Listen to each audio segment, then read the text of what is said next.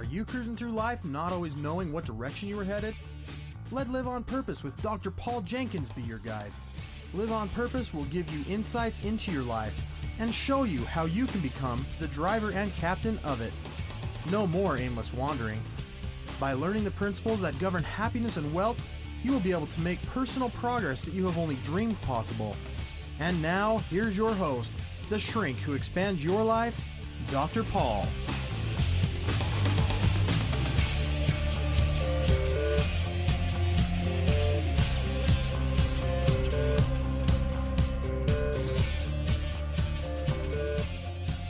Hello, everybody. Welcome back to Live on Purpose Radio. This is Dr. Paul, the shrink who expands your life, and we're coming at you with another episode of Live on Purpose Radio.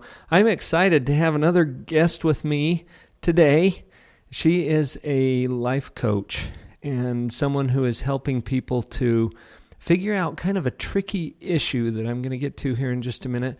Darlene Braden is a best-selling author. She has a new book out called What Stops You. We'll be talking about that a little bit during the program as well. And I ran into Darlene, about a month, 6 weeks ago, something like that, on television, of all places. She and I were on the same morning show here in Salt Lake City and had a little chance to chat for a few minutes and get acquainted with each other. And we found out that we're doing some very similar things and just trying to help people to have a higher level of freedom and control in their life. So I want to welcome my guest, Darlene Braden. Welcome, Darlene. Hey, thank you. I'm so glad to have you with me today. I appreciate the opportunity and look forward to our conversation. Well, I'm going to jump right into our topic because this is an area that you have developed some expertise in, and it's in the area of self-sabotage. And you wrote a book called What Stops You, and this is all about overcoming self-sabotage in your personal and professional life. Mm-hmm. Tell us a little bit about just who you are and how you started to get excited about this particular topic. Well, long story short, I had an injury. My best friend was killed. I broke my back. And I really went into wanting to heal my body, and nothing Western seemed to work, so I really started to focus on the Eastern healing arts and got involved in acupuncture and spinal touch and Tuinan, a lot of alternative medicine and herbs, and I really got in touch with my spirit and my soul and found some really great healing over a course of, 5-10 years in my body. And so I then really went into NLP, neurolinguistic programming, and became an expert, all the while finishing my bachelor's degree, of course. And really found that I was intrigued with the unconscious mind because that's really how I healed my body. Oh, yeah. Yeah, and so I was so intrigued by the unconscious mind, so really focused on hypnosis as well. And then the unconscious part of our minds that really control us, which is 97%-ish of our mind is unconscious, and little 3%, is what we can see, hear, and feel. And so I was just really intrigued with that angle of healing and started a practice with NLP and coaching and hypnosis. And so I just have, and I don't know where it came, the self-sabotage branding and the What Stops You branding. I don't know. I don't know where it came from. It just, NLP sort of evolved, didn't it? Yeah, it evolved. And one of the final questions in the NLP well-formed outcome, the final question is, what stops you? And so that's kind of a jargon in NLP, and use that for my book title. Oh, yeah. Well, this whole idea of the unconscious or the subconscious mind, this part of the major control center of you that you're not even aware of. And I think most of us really underestimate the power of our subconscious mind. And when you come to understand that a little bit better, you can really make some tremendous strides toward healing or toward accomplishing the goals that you have in your life. Yeah, tremendous strides. In fact, I tell my clients to think of me as the interpreter between their conscious mind and their unconscious mind. Oh, So they're kind of chatting with themselves and fighting with themselves, which is self-sabotage, the deeper levels of things that stop us that we're not aware of. And I read unconscious ease, which, and you know this as well. I mean, when a person moves, for example, in an asymmetrical way, where they're moving back and forth, they're gesturing with both hands in different ways, that means there's a conflict. If a person gestures with both hands symmetrically and sits symmetrically, then they're congruent with their parts. Mm. You know, so little things like that. Eye movements, I noticed through the NLP training and hypnosis, the eye movements, whether it's right, left, up, or down, tells me if they're seeing a picture or feeling a feeling or hearing a sound. So looking at someone as I chat with them, I know what their I know that internally they're hearing something, or I'll know based on their eye movements if they're seeing something. So and they're not even aware they're seeing something. Even though they're giving off some clues or some hints to you, as an observer, you can kind of tell that there's something going on there. Mm-hmm. Yeah, and so I know, I might say, so what do you hear? And they'll say nothing, and I'll say, hold your eyes right there. What is it that you're hearing? And then all of a sudden they may break into tears and say, I hear my dad telling me I'm not worth anything. And, we just can make... Oh, wow. Yeah, it's just quick. Mm-hmm. I tell people 3 to 10 sessions, no matter what it is, because it's just really quick when you really get the reality, rather than just chatting about a problem. And I do that too, but, just chatting about some drama or trauma in your life or something that's not working, chatting is great, yet to really acknowledge these things so quickly is more efficient for them. Coming to a realization of what it is that's driving you, that's a powerful experience for people, and they don't often have a full appreciation for why they do things. Mm-hmm. In fact, that's a common lament that I hear from my clients. Why do I do what I do when I know what I know? Yeah, it is. It's a common lament. I love that. Why did I do that? Or why can't I do that? Mm-hmm. And to us, it's like, well, because there's a part of you that doesn't want to. Right. And they're like, what? Well, part of you doesn't want to lose weight. Really? Mm-hmm. Yes, I do. Okay, so talk to me about the part that doesn't. Mm-hmm. Oh, it's the part that wants to keep me safe from unwanted advances from men. Mm-hmm. That I hadn't really acknowledged, or part of me wants to just feel comfortable or treat myself to a treat, and when do I do anything for myself ever? I'm always doing things for other people, so I just want to eat and enjoy. And that part does not want to work out. It's the other part that wants to work out. So this is what you're talking about with the conflict, because there will be desires or objectives within the same person that are in conflict. Yeah.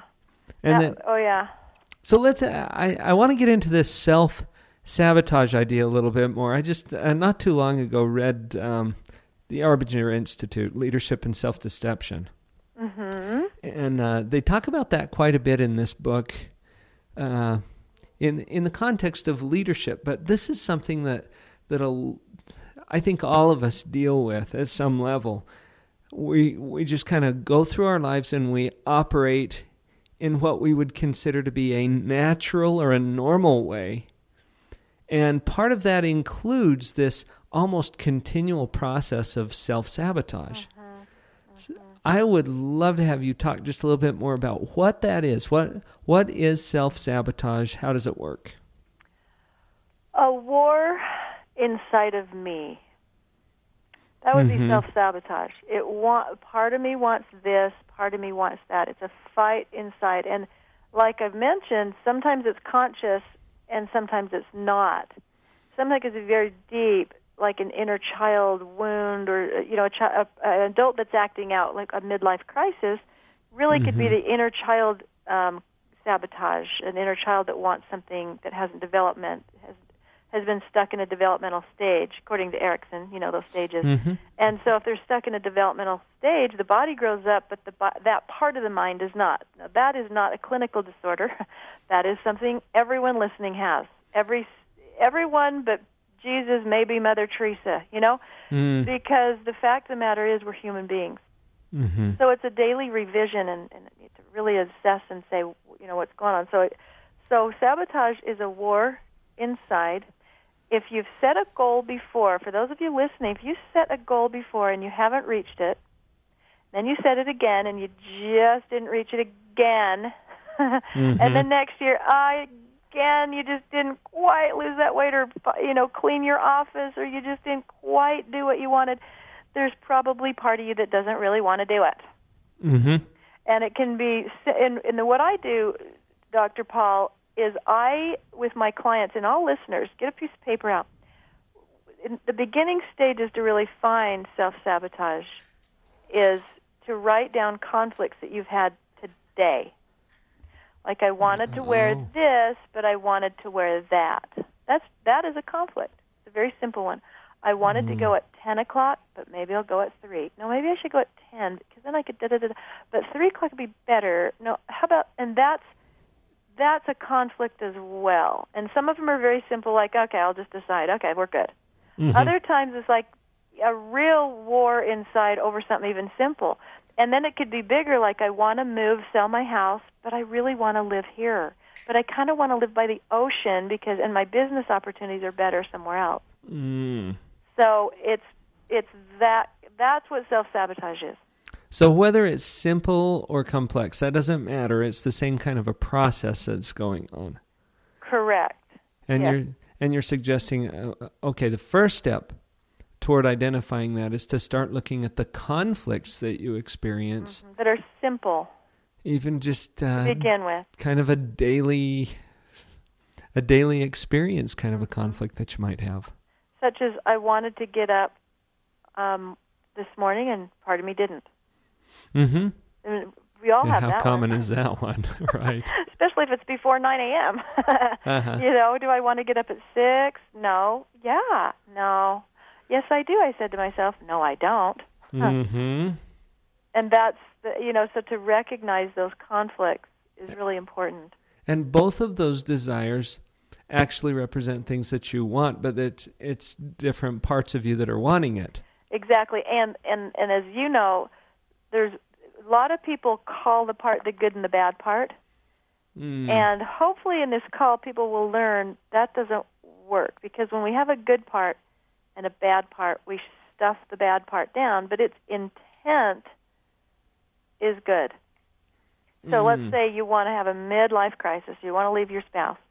Well, okay, part of you wants to be a married man or woman and be a great family person. Other part wants to be free and wants to leave your spouse. Well, that's pretty serious. And I use that as an example because underneath that part of you may want to express yourself, feel alive, feel passion, feel worthwhile, feel in control, feel like you have choice. So there's underneath good, positive intents, but externally, you're leaving your spouse, and that's bad. And so we ignore the intent underneath it.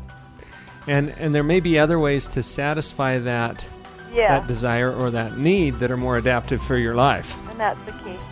We'll be right back after this break.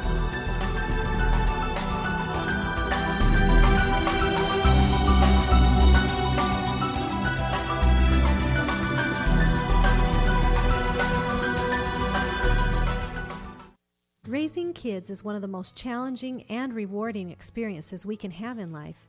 Your children didn't come with an owner's manual, so it's up to you to learn whatever will assist you in your role as a mom or a dad. Join me and my husband, Dr. Paul, for a free weekly discussion about all of the hot topics in parenting. Listen to what others are saying about these calls. By applying the things I've learned through the Parental Power calls, I'm finally becoming the mom I always thought I would be. I really like to use Parental Power as kind of like a reference book. So as I have concerns with my parenting, I like to be able to look up on the blog and then listen to whatever podcast seems closely related. So I like the variety of topics, the variety of age groups that are addressed. I'm on the Parental Power calls as often as I possibly can because I know I'm going to come away with something I can apply to being a parent that very day. Let us join your parenting team through Parental Power. Just send an email to Dr. Paul at liveonpurposeradio.com to register for the live calls. Or just check us out first through the link at drpaul.org. All of the previous calls are posted on our blog site, where you can also add your own input. Let's team up to start parenting on purpose.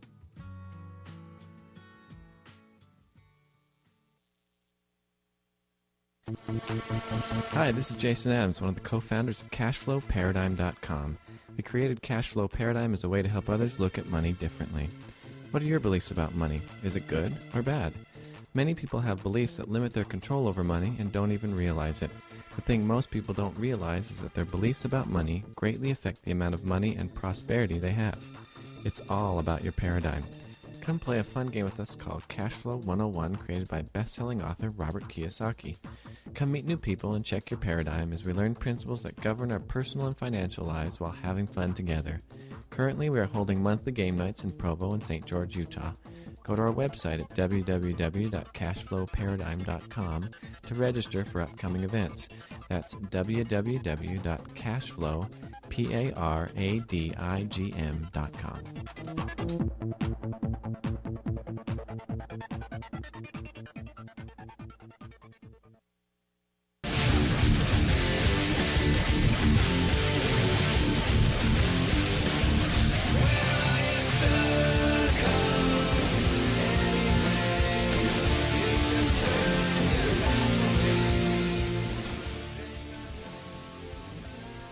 Okay, so Darlene, I want to go back to explore something psychologically for a minute. This unconscious mind, this subconscious mind that we all have, and it's really the biggest part of our mind. There's so much more going on there than we're aware of. I have taught a lot of my clients this. Your subconscious operates on the basis of emotion and beliefs, and primarily beliefs. And then it manifests through the emotions that we feel. The beliefs that we have are kind of like a template or a program. It's running in the background, so you're not even aware of it, but it puts a cast on everything that you experience. And these beliefs are formed often very early in life, in childhood, or with powerful experiences that we've had when we were younger. And then it just creates this template, and then we use that template to interpret a lot of what's happening in our world. Is this still flowing with the way you see it? Oh, 100%.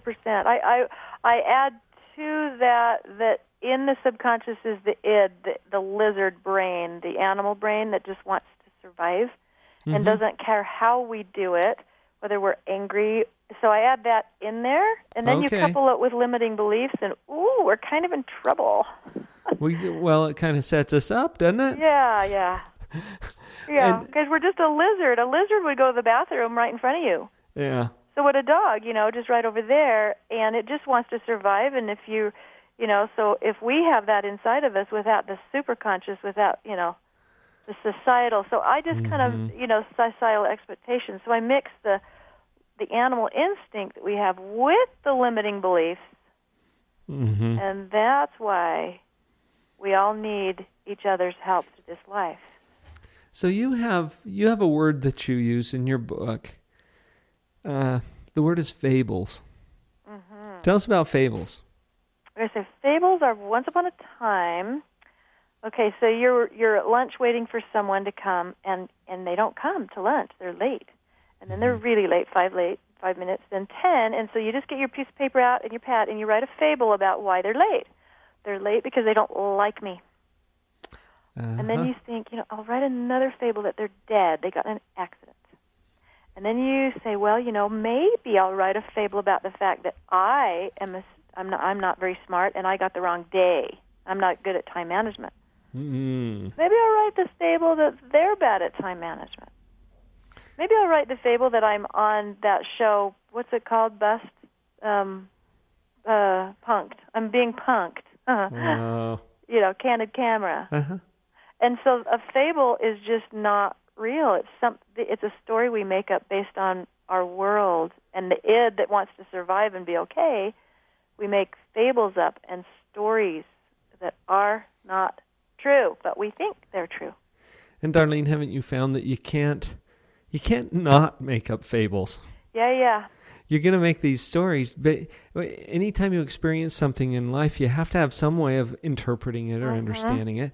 And so you take all of these templates and all of these core beliefs that you've brought up, clear from your childhood sometimes, and use those as a format for this fable or this story that you make up. Yeah, like if you're insecure and your template is that you've been abused or people don't like you, then your template will create that story more towards the I'm not worth going to lunch with, and that's why they haven't shown up. Mm-hmm. If my template is all people are bad, then my belief at lunch they don't show up is they're so stupid. I can't believe how rude people are. Mm-hmm. And so the story does come from our templates and from our beliefs. Mm-hmm. And you'll make this up based on as much or as little information as you have. Mm-hmm. Yeah, and I want to say, I say in my book, humans are meaning-making machines. It is so hard to not make a meaning. Everyone listening is making a meaning to who Dr. Paul is and what he's about. Mm-hmm. They're making a meaning who's Darlene Braden. They're making a meaning of, okay, what is this podcast about? And it might be real positive things. It could be negative. People make meanings if all the time, like, oh, why does she have a flowered couch? How come he this? Mm-hmm. And so we do it, and what I use in my book, and I love this, is if you model a dog, they don't make meanings. Mm-hmm. I put my dogs out of my office here, my professional home office, for this podcast, mm-hmm. and they're both outside kind of screaming, but they didn't make it mean I don't like them. They made it mean they're outside. And they'll be happy to forgive you immediately. Well, and they don't even need to forgive. See, we interpret it as they're forgiving, but they're just purely present. So when I bring them in, they'll go, I'm in now. And this is cool. And they didn't make it mean it's good or bad. If I put one out and the other one not out, they don't make it mean I like her better or worse. It's just that I'm out and she's in. Mm-hmm. So watch your dogs, people, and they don't make meanings. And it's a really great thing to model, to just go into the nothing. And really, I use a pause button that I give people a pretend pause button and just push a pause button when you're at lunch making those meanings and stop it. Go into the nothing. Go into the dog mode, like I'm sitting here by myself. Period. Nothing else. And then when you go home, you can ask why were you late and find out. Mm-hmm. So make those meanings stop. And it's like you said, we all do it. It's a little difficult to do because we're humans. So let's act like our dogs. Use the pause button and stop doing that so much. It's a wonderful thing. And what I'm hearing you say, it's not a bad thing that we make meanings. In fact, it's what sets us apart as human beings, and it's part of a very rich experience that we have in this life. But please realize that you're doing it. Yes, yes. And if you can push that pause button occasionally, and then there's some other powerful things to kind of call your attention to these fables or these stories that you make up. One of my favorite questions is, what else might this mean? Mm-hmm. Beautiful. Go build another story. And when you ask that to people, don't they just kind of stop? They look up. They kind of go, what else could it mean? And there's always 5 things it could mean. There's always 5 things it could mean. Right. If your dad beats you up, there's 5 things it could mean. Mm-hmm. It could mean let's play with it. Dad beats Johnny up. What does that mean? What are 5 things it could mean? Johnny's evil, or Dad's ridiculous. Or Dad's evil. Dad's evil, or Dad is bumped you. I mean, or help me out here. Or you know what? Sometimes I get a little crazy with this. I've had some of my clients where I'll build a whole elaborate fable. Dad was, the family is under siege by terrorists. And they have said that, if Dad doesn't beat up Johnny, then the whole family gets killed. Right. Exactly. And so Dad's actually trying to save Johnny's life. By beating him up. He loves... Okay, and it's ridiculous, right? Let's say he loves you, so he's beating you up. It's ridiculous, but what other fables are we making that are ridiculous? Just every day, all the time, yeah. So if you can call your attention to that, then sometimes you can stop some of the self-sabotage that's going on. Yeah. Because you're creating a new story. And the first thing is awareness. You can't solve a problem unless you know what the problem is. Mm-hmm. And, I use all of my stuff in business as well. I go into corporations, and everyone's in a suit, in the audience, and And I talk to them about the same things when it comes to business, in a sales process, for example. The fear of the phones, huge. And that's a sabotage piece. It's a piece down deep that doesn't want to make the call. That's because right. they might be rejected. And the character in my book is Anna, and her outcome. Anna follows through the book, and you meet her, and she's just a wreck the first of the book, and by the end, she's kind of figuring stuff out. But her outcome was to make sales calls without throwing up. Oh, wow. And then also on a personal side to lose 25 pounds. So all of this self-sabotage stuff applies in business, even in terms of I don't feel like I deserve money and my beliefs are money's evil or whatever. So it's a whole, you can take self-sabotage and put it in any category. In religion, how do you sabotage yourself in religion? In physical, from, weight loss, and I'm a fitness instructor as well, so I have a whole segment of that I do as well.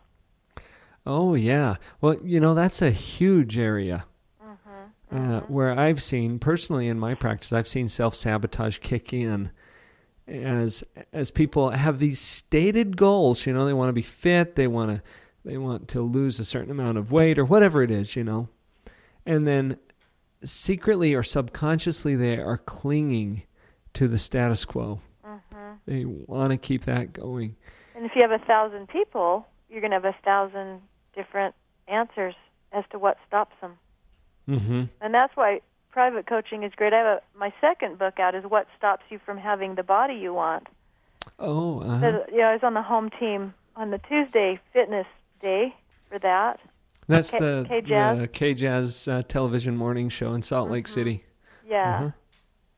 So, that's definitely a self-sabotage area. So we're coming up on another break here in just a minute or so, but I'd like to start turning this toward, okay, so I'm self-sabotaging. All right, thank you very much. Now I have that information. I know I've got this subconscious mind. What can we give people as far as practical steps toward overcoming this self-sabotage? Okay. Where would you start with that? Well, I would probably start with what you and I've chatted about, with what are 5 things it could mean. I start that out and preface it by saying, here's a piece of paper. You're seeing an 8 by 10 or 8 by 11 piece of paper, and it's white. And but I don't see that. I see a line, because I'm looking at the side of the piece of paper. I see a line, and you see a rectangle. And who's right, you or me? I think I'm right, and I think you're ridiculous, because I know I see a line, a little skinny white line. And so we could argue forever. And so the first thing is to realize there's always another way to look at anything. So after that premise, that's a really good analogy.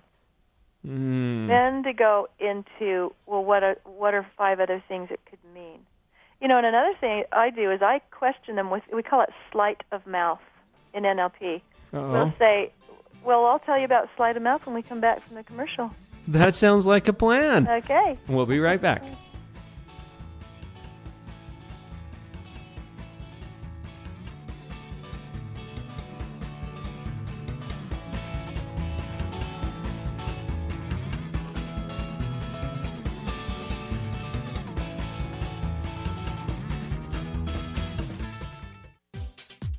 Thank you for listening to Live on Purpose Radio. Some of you have been asking how you can get more involved with the show, and I also appreciate those of you who have offered to support the show. Now you can do both easily by purchasing a Top Spots listing. For a very small donation to the show, your link will be posted at liveonpurposeradio.com. Just go to the website and look for the Top Spots widget on the right side panel. Click at the bottom and follow the simple instructions. You will then be at the top of the list. Thanks for your support. Some people give their 2 cents, but this Positive Island boy shares a dime every time he speaks. Dino Pinder is back with another deposit to your attitude.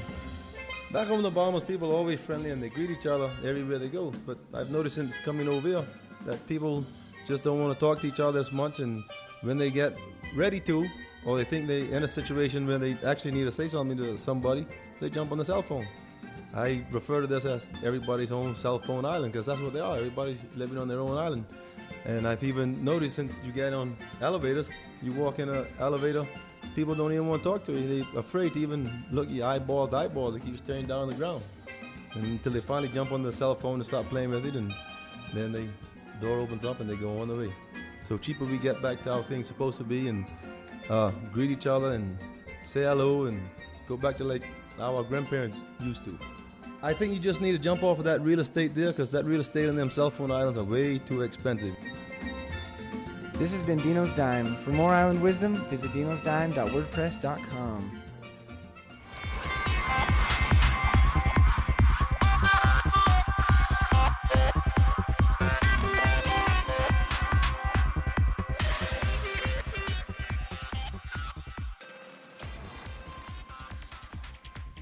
Okay, Darlene, you've just got me just excited to hear what sleight of mouth is. What are we going to do? I was waiting clear through the whole commercial. Yeah, okay. But talk about that. This is one of the techniques or the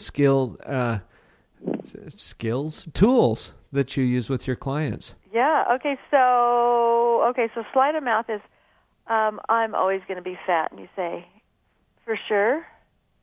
Or, and that just shifts as soon as someone shifts their belief at all, it becomes not true. So, for sure, you're always going to be fat? And then as soon as you can find any exception ever, then it's not a true statement anymore. I'll always be fat. Do you still believe that? Well, no, but I'm really kind of fat. Or, okay, so sleight of mouth could be, so always fat? Like, is everyone fat? So, so you just kind of question the belief with this sleight of mouth, like, that's interesting. How long have you thought of that before? Yeah. So it's just kind of a questioning the belief in an honoring way. Well, that's really the key of a lot of the coaching and therapy and counseling that happens is questioning those beliefs. Yeah, and because if they can find an exception, let me go through a little thing here. Okay, so let's say, this is something I would do in coaching. So someone says, well, I'm fat because my family is fat, and I know, I'm going to be fat because they are just fat. It's in my genes. Yeah, it's in my genes. Mm-hmm. My mom is fat, my dad is fat, my grandpa's fat, and I'll be fat. Mm-hmm. And then I say, okay, so for sure? And then they go, And I go, so what equations are you making? And in my book, it goes all into equations, because beliefs are always equations. So their equation might be, I'm fat equals I'm no good and I have no control. Right. And then sleight of mouth, I say, okay, so you're no good. Okay, so you're no good at anything ever. And, of course, they're going to find an exception, because they may be a good mom or, Right, sure. Then I say, you're good at some things that you focus on, right? And they go, well, yeah. And then I say, so what if you focused on being thin? And then they're like, whoa. And then we talk about, well, so what if fat equaled opportunity for change? And then all of these things, you got to sit there for a minute. And then what equals fat equals my body has fat on it, and I believe that I have choice. And then I say, so what are you going to do about it? And what's the first step? Mm-hmm. And everything I do, there's 3 circles like the Olympic rings. It's either an action or a skill or a mental process, which is the beliefs and the identity. Mm-hmm. So now it's time to take, now that the belief is shifted, it's time to take action and develop skills of whatever skill they're needing. Mm-hmm. So it's, you know what, changing beliefs is as easy as eating apple pie with ice cream on it when you know how, right? Right. Isn't that what you find in your practice? Absolutely. It's not that hard.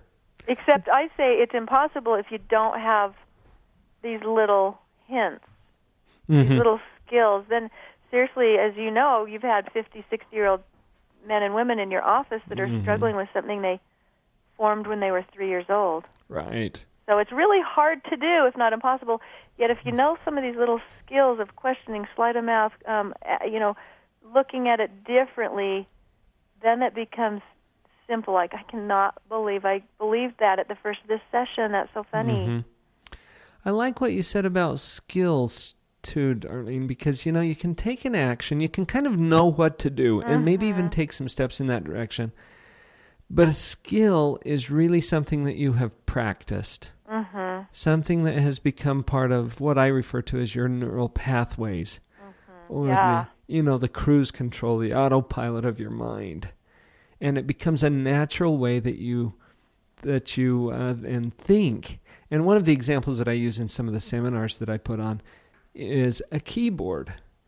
And how easy is it to just type your name, on a keyboard? Right. But then the keyboard that I bring out in the seminar is one that I've taken a butter knife and popped all the keys off and put them on in different places. Ouch.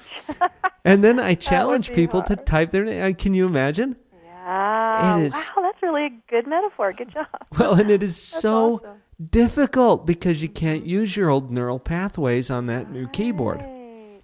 And even if I were to convince you, if I could just convince you without any question that this keyboard that I made is a better keyboard, you still couldn't use it effectively, even if you believe that. Practice. Unless you practice, right. Oh, that's way good. And what a powerful analogy for what you're talking about here, too. You identify them, you get a hold of those mental processes. You got to understand what beliefs are driving you. What's the template that's creating all of these stories and fables in your life? And then finding the actions that correspond with change, but then having the discipline to put the skill into place. Yeah, absolutely. And knowing, some people focus on the skill before they work on the mental process. And that's where I kind of differentiate. You say, okay, what stops you? Is it an action that you're taking or not? Okay, let's use golf as an example, or losing weight as an example, or addiction to alcohol. Is it an action that you're doing or not that's stopping you? Probably. Is it and/or a skill that you've developed or not? I don't know how to say no. I don't know how to drive with my, all the way through and follow through with my putting iron. Or is it and/or? Is it a mental process, which is a belief? And so I'm a very structured thinker. So we very structured. I know immediately upon meeting someone kind of where it lies. But we discover is it an action and/or a skill and/or a belief? And then sometimes we start down at the bottom working through actions and up. Other times we just start right at the beliefs and then go down to the actions, depending on the person. But yeah, the skill and the neural pathway, let me shift a little and say that NLP is all about changing neural pathways in a session. So, for example, or three. So let's say you have a new keyboard and you find how to say your name, Paul Jenkins. Okay, whoa, that was hard. And then through meditation, through things I do, through NLP, then a new neural pathway can be embedded immediately on the new skill on how to type your name fast and efficient. So through some processes that we do. So changing neural pathways and shifting old pathways is really powerful with neurolinguistic programming, which people, by the way, can go to my website, whatstopsyou.com, and look up the tab that says what is NLP and gives information there. And then in addition, just on the website, if you just type in NLP, it's just seriously the neatest thing ever. I just am so grateful that I went through years and years of training and experience with NLP. It's just so powerful about changing neural pathways and shifting the old memories and the old way of doing things. Well, there are some principles that govern all of this. And as you understand what those principles are and then begin to apply them, I mean, even with the keyboard analogy, sometimes I'll hand someone that keyboard and I'll say, type your name. And on the average, I've timed a number of my clients, on the average, 48 seconds to type their first and last name. And that's just insane. This is something you can do without even thinking about it. Well, because the other neural pathways, it makes it harder. Right. Because I'm completely expecting to have an S on my left little ring finger, Sure. If you came in anew, you could almost probably type faster if you never had typed before. If you didn't have the old stuff getting in the way. Yeah. Well, but then I'll have them practice it 3 or 4 or 10 times. And they, without exception, even clients who do not type fast anyway can type their name within 2 seconds after they've practiced it. Isn't that awesome? Try this. Have them type it once and then twice, okay? Then have them sit back and imagine that they're typing it and have a breath. And even if they don't consciously type it in their head, tell them to go through it consciously in their head. Then tell them to go through it unconsciously. Just say, okay, you're going to type it 10 times in your mind's eye in the next 10 seconds. Go. 10, 9, 8. So they're consciously like, wah, you're going too fast for their mind. There's another part that's keeping up. Then, the unconscious is doing it, and then say, okay, now go get a drink of water, come back, and type your name. So and they will do it for me. That would be really fun, and tell me what you find. You know who Dennis Waitley is? Uh-huh. I remember him talking about this, that the mental rehearsal is just as powerful, as you go through the same process in your mind. You think about it, your subconscious or your unconscious mind is in the dark. It doesn't see what's going on anyway. You have to tell it with your conscious mind what's going on. And so there is very little difference to your subconscious between an event that is real and an event that is perceived. Yeah, it's the same. This is why you get so worked up in an exciting movie. Yeah. And you imagine a spider crawling and you bring your feet up. Exactly. Well, and see the rehearsal, what did you call it? The what rehearsal? Mental rehearsal. Oh, yeah, mental rehearsal. So, and I take it one step further to, okay, you're going to type your names 50 times in the next 10 seconds. So that takes it beyond mental rehearsal to unconscious mental rehearsal. Well, let's extrapolate that a little bit to other areas of your life. What if your finances are out of control? What if your health is just in the toilet? What is going on in your life that you would like to go from the sluggish type your name, once in 48 seconds to typing it 50 times in 10 seconds? And that's when it would be great to have callers call in and say, okay, what? Well, and this is a habit strategy where we're kind of at an action and a skill level, because there's not a belief about typing your name necessarily that we're dealing with. So if someone's mucked up at the action or skill level, then in anything, okay, so what's an example? Putting your car keys away. You can rehearse that in your mind's eye. You can rehearse getting up. It's called a behavioral generator. It's one of the first NLP processes we learn. So you visualize yourself getting up the way you want to. You see him or her yourself. And you see yourself getting up in the morning the way you want to, like, good morning, Baltimore. And you wake up and you're all happy. And you see yourself that way when really you're like, oh, crap. Somehow I smell hairspray. Pink hairspray. My favorite show. Well, that's great. We've got one more segment to wrap this up. Come right back. We'll be back with Darlene Braden.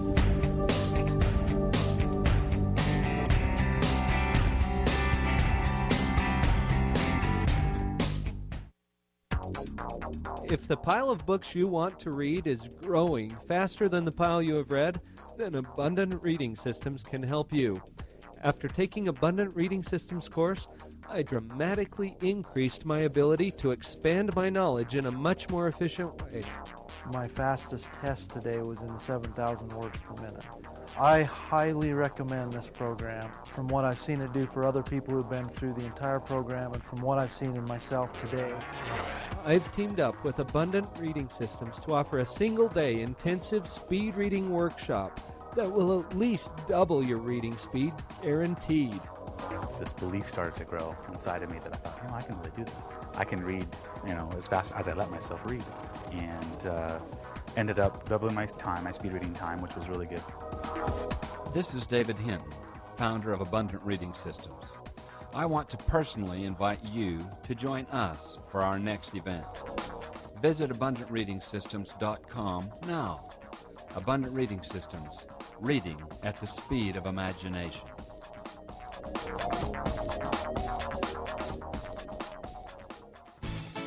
This is Kirk Weasler to tell you about morebetterbooks.com. morebetterbooks.com is where you can find more better books for a more better life. Not only that, let me tell you about some of the very fun and cool select titles on morebetterbooks.com. You'll want to get a copy of The Dog Poop Initiative. This best-smelling book could change your life forever. It certainly changed the lives of thousands of Boeing employees, as well as school teachers, parents, leaders across the United States and in Israel and in Germany. And you can get your own copy at morebetterbooks.com. Whoa, that's not all. What about The Cookie Thief?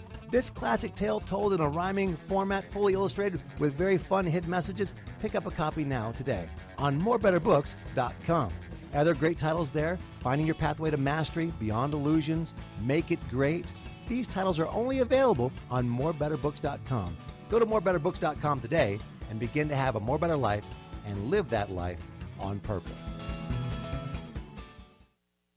And when you dream big, as big as the ocean blue. 'Cause when you dream it might come true. Okay, when you were singing Good Morning Baltimore, Yeah. it just triggered some things for me. You know what? A lot of times, and maybe you have the same experience I do, when clients come into your office and you start talking about what it is that they want. Yeah. But they immediately launch into what it is they don't want. Mm-hmm. Yeah. You know what I'm saying? Yep. I have I love visual aids and, just kind of physical lesson material. Mm-hmm. And I've got a little bitty pen light that I keep in my desk drawer. So when we start talking about what we don't want, here's what's going wrong in my life. Here's what I hate. Here's what I don't want. I pull out that little light and show them how powerful it is. And it's not very. You can see a little spot of light, but that's about it. And then I have this other light. It's a 10 million candle power spotlight. And I take it out camping and stuff, and you can light up the side of a mountain with this thing, And when I turn it on in my office or in a seminar, it is really, really bright. Mm-hmm. And I compare that. Okay, what you don't want and understanding what you don't want is kind of like the little pen light. It gives you some direction, but not much. If you can identify what you do want, then that's like the big spotlight, and it's really going to turn on a light in your life and show you a direction that you can go. Yeah, well, the when we know what we want, then the unconscious will project a picture, a sound, and a feeling. So let's say we see ourselves golfing really well, hole in one. We see ourselves winning a diving contest. We see ourselves thin or fit or whatever. We see ourselves as a mother with children. And so whatever we project with that bright light of what we do want, then the task is to really see it. It's kind of the secret. It goes along the lines of the secret. It's a little more tangible. So you see what you want specifically, hear, feel, and kind of feel it, see it, smell it, etc. The unconscious mind will now sort to have that. It'll sort the world. So let's say it's whatever your outcome is. Let's say a fit body. You're going to sort the world about how people hold their stomachs in. You'll notice and kind of start sorting about how thin people might eat and how you would eat to be that body. So that's kind of how I take what you're saying, and you probably do it too, but I take it, to the unconscious level of really having that vibrantly in front of you, and then the body will respond and sort your world to become that. That word sort is interesting because there is evidence out there for anything that you can imagine. Yeah. And if you see yourself and have an emotional conviction of yourself as being this worthless, overweight, whatever, right? Poor, broke, whatever, your mind will automatically sort out all of the abundance of evidence that's out there and select or seek out that which matches your mental image. Yeah, exactly. Yeah.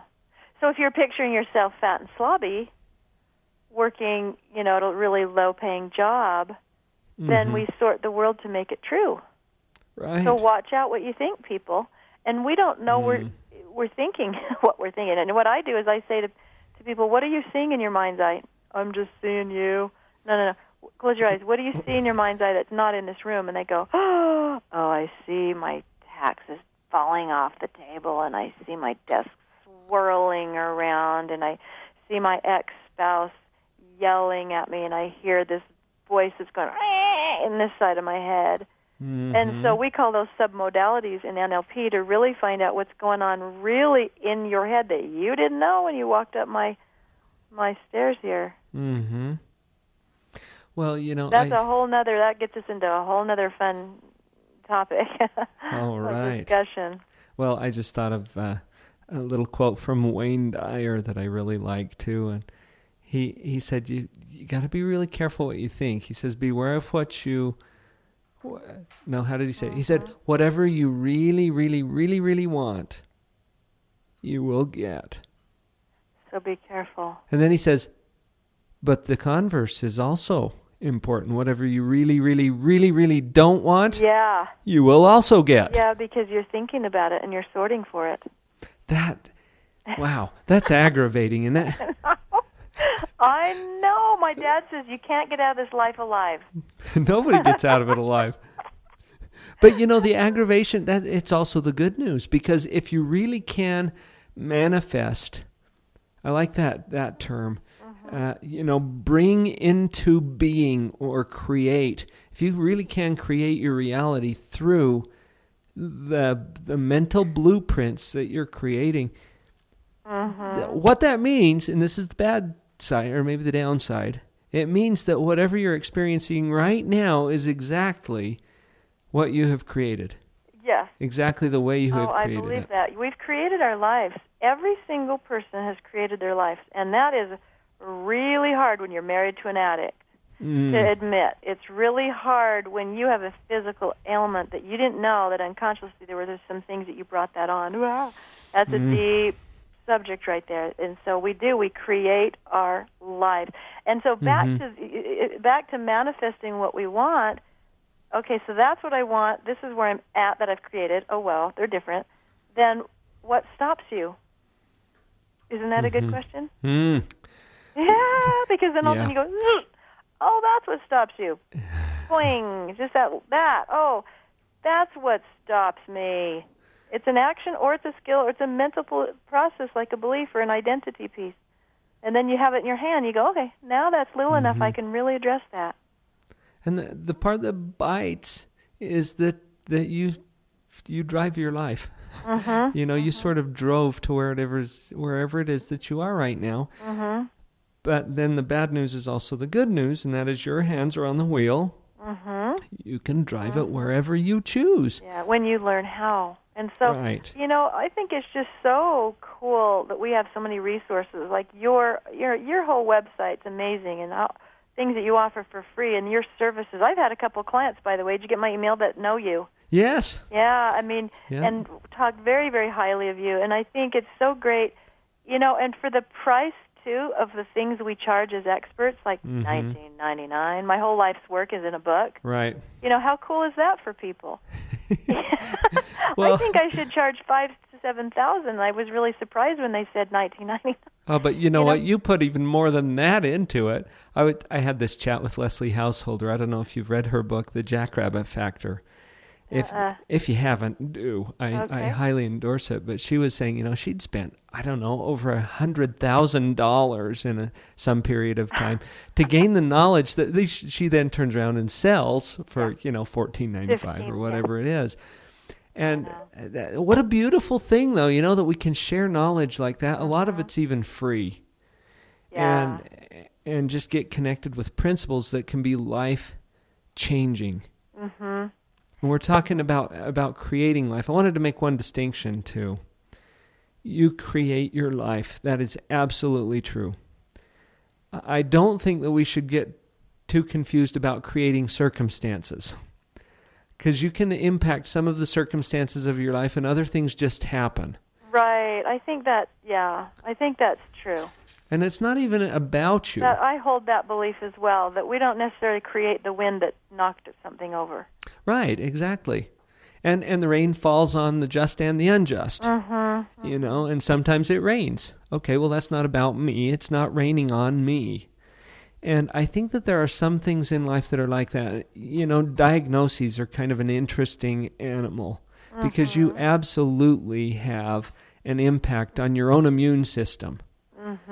But there are other things that just happen, you know? Right. And so I've found some clients get a little stuck on that, you know, thinking, well, what are you saying? That I'm the one who, you know, caused that car accident that amputated my leg? Right, right. I think, you know, and that might even be true.